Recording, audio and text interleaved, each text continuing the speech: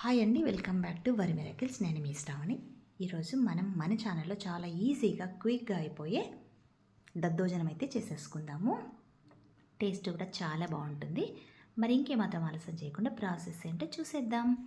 ముందుగా ఒక చిన్న గిన్నె తీసుకొని అందులోకి 3/4 గ్లాస్ దాకా బియ్యం అయితే వేసుకున్నాను నేను. అందులోకి అయితే వాటర్ పోసుకొని 1-2 సార్లు మనం శుభ్రంగా అయితే వాష్ చేసేసుకోవాలి. దీనివల్ల డస్ట్ ఏమన్నా ఉన్నా కూడా పోయి శుభ్రం అయిపోతుంది. ఇప్పుడు ఈ వాటర్ని అయితే వంపేసుకుందాము. తర్వాత ఇందులోకి 2 గ్లాసుల దాకా వాటర్ అయితే పోసుకుందాము. కావాలంటే కాస్త ఎక్కువైనా కూడా పోసుకోవచ్చు. ఇంకొక 1/4 గ్లాస్ అన్ని కూడా ఎక్కువ వేసుకొని హాఫ్ అన్ అవర్ పాటు నానబెట్టేసుకొని తర్వాత వాటిని ఇంకొక గిన్నెలకైతే మనం ట్రాన్స్ఫర్ చేసుకొని స్టవ్ పైన అయితే ఇలా నేను వీడియోలో చూపిస్తున్నట్టు మెత్తగా ఉడికించుకోవాలి. ఇలా అన్నం ఉడికేటప్పుడే మనం గరిటతో కొంచెము మెత్తగా అయితే మ్యాష్ చేసినట్టయితే మనకు దద్దోజనం చాలా బాగుంటుంది. గరిటతో అయినా చేసుకోవచ్చు, లేదంటే మ్యాషర్ ఉంటే మ్యాషర్తో అయినా కూడా ఇలా మెదుపుకోవాలి. వేడిగా ఉన్నప్పుడే ఇలా మనం మెత్తగా చేసేసుకోవాలి. చల్లారిన తర్వాత అయితే మెత్తగా అవ్వదు, అలాగే పొడి పొడిగానే ఉంటుంది. కాబట్టి ఎంత వీలైతే అంత మెత్తగా మనము ఉడుకుతున్నప్పుడే చేసేసుకోవాలి. దాదాపు ఒక 2-3 నిమిషాల పాటు మనం బాగా ఇలా మ్యాష్ చేసుకున్న తర్వాత మనకు కరెక్ట్గా సరిపోయింది అనుకున్నప్పుడు మనం స్టవ్ ఆఫ్ చేసేసుకొని చల్లారబెట్టేసుకోవాలి. పూర్తిగా చల్లారిపోనీయకుండా కొంచెం గోరువెచ్చగా ఉన్నప్పుడే మళ్ళీ కూడా మనము దాన్ని ఇంకొక గిన్నెలకైతే ట్రాన్స్ఫర్ చేసేసి మళ్ళీ కూడా ఎంత వీలైతే అంత మెదిపేసుకోవాలి.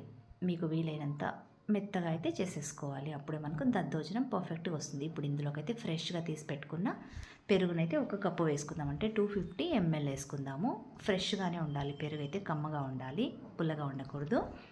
ఈ పెరుగు వేసిన తర్వాత అంతా ఒకసారి మళ్ళీ బాగా కలిపేసుకోవాలి. మీదకి కిందకి అంతా కూడా బాగా మిక్స్ అయ్యేలాగా ఎంత వీలైతే అంత బాగా కలిపేసుకోవాలి. ఎక్కడ కూడా అన్నము ముద్ద ముద్ద లేకుండా అంతా కూడా ఇలా మనం బాగా గరిటతో ఇలా అనుకుంటూ కలిపేసుకోవాలన్నమాట. అప్పుడే మనకి ఎక్కడ ముద్ద లేకుండా అంతా కూడా ఈవెన్గా మిక్స్ అయిపోతుంది. ఇప్పుడు ఇలా అంతా అయిపోయిన తర్వాత మళ్ళీ ఇందులోకి మనము కాచి చల్లార్చిన పాలను కూడా ఒక 3/4 కప్పు దాకా అయితే వేసుకుంటున్నాను నేను. అది కూడా చికెన్ పాలు వేసుకుంటేనే దద్దోజనం అనేది చాలా టేస్ట్గా ఉంటుంది. ఈ పాలు వేసిన తర్వాత కూడా మళ్ళీ ఒకసారి బాగా కలిపేసుకోవాలి, స్లోగా నెమ్మదిగా. చూడండి, మనకైతే ఈ కన్సిస్టెన్సీ సరిపోతుంది కదా. ఇప్పుడు ఇందులోకి అయితే రుచికి సరిపడా కాస్త సాల్ట్ కూడా వేసేసి మళ్ళీ ఒకసారి బాగా కలిపేసుకొని పక్కన పెట్టేసుకుందాం. తర్వాత ఇప్పుడు దీన్ని పక్కన పెట్టుకొని స్టవ్ పైన అయితే ప్యాన్ పెట్టేసుకొని అందులోకి అయితే 2 స్పూన్ల దాకా నెయ్యి అయితే వేసుకుందాము. కావాలనుకుంటే మీరు నెయ్యికి బదులుగా బటర్ కూడా వేసుకోవచ్చు. నేనైతే నెయ్యి వేసుకుంటున్నా. ఈ నెయ్యి అయితే మనం బాగా పూర్తిగా వేడెక్కి కరిగిపోయేదాకా కూడా వేడి చేసుకోవాలి. ఇదంతా కూడా బాగా మెల్ట్ అయిపోయిన తర్వాత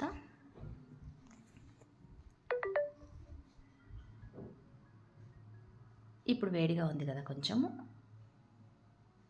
ఇంత మాత్రం ఉంటే మనకు సరిపోతుంది. ఇప్పుడు ఇందులోకి అయితే మనము 1 స్పూన్ దాకా ఆవాలైతే వేసుకుందాము. ఇవి కొంచెం చిటపట్లాడిన తర్వాత ఇందులోకి 1 స్పూన్ దాకా జీలకర్ర కూడా వేసుకుందాము. అది కూడా కొంచెం బాగా ఫ్రై అయిపోయిన తర్వాత పచ్చిశనగపప్పు కూడా 1 స్పూన్ దాకా వేసుకుందాము. దాంతోపాటుగా సన్నగా కట్ చేసుకున్న పచ్చిమిరపకాయ ముక్కలు కూడా వేసుకుందాము. అలాగే ఒక 2 ఇంచుల దాకా అల్లం కూడా సన్నగా ముక్కలు కట్ చేసుకొని వేసుకుందాం. ఇప్పుడు ఇవన్నీ కూడా బాగా ఫ్రై చేసేసుకుందాం. తర్వాత 1/4 టీ స్పూన్ అంతా ఇంగువ కూడా వేసుకోండి, చాలా బాగుంటుంది ఫ్లేవర్ అనేది. ఇప్పుడు ఇదంతా కూడా బాగా కలిపేసుకొని తాలింపు అనేది బాగా రెడ్గా అయిన తర్వాత ఇందులోకి మీ దగ్గర అవైలబుల్గా ఉంటే పచ్చి కరివేపాకు కూడా ఒక గుప్పడైతే వేసుకోండి. ఎక్సలెంట్గా ఉంటుంది ఫ్లేవర్ అనేది. ఇది కూడా అంతా వేసినాక కొంచెం కరివేపాకు క్రిస్పీగా అయ్యేదాకా కూడా మనం ఫ్రై చేసేసుకోవాలి. ఈ తాలింపు అంతా కూడా బాగా ఫ్రై అయిన తర్వాత మనం పక్కన రెడీగా ఉంచుకున్న ఈ దద్దోజనంలోకి అయితే అంతా కలిపేసుకోవాలి. ఇప్పుడు మొత్తం అంతా మీదకి కిందకి అంతా కూడా తాలింపు తర్వాత కర్డ్ రైస్ అంతా కూడా మిక్స్ అయ్యేలాగా కలిపేసుకోవాలి. మనం ఎంత కన్సిస్టెన్సీలో అయితే కలిపామో అలాగే ఉంటుంది, గట్టి పడే ప్రసక్తి అయితే ఉండదు.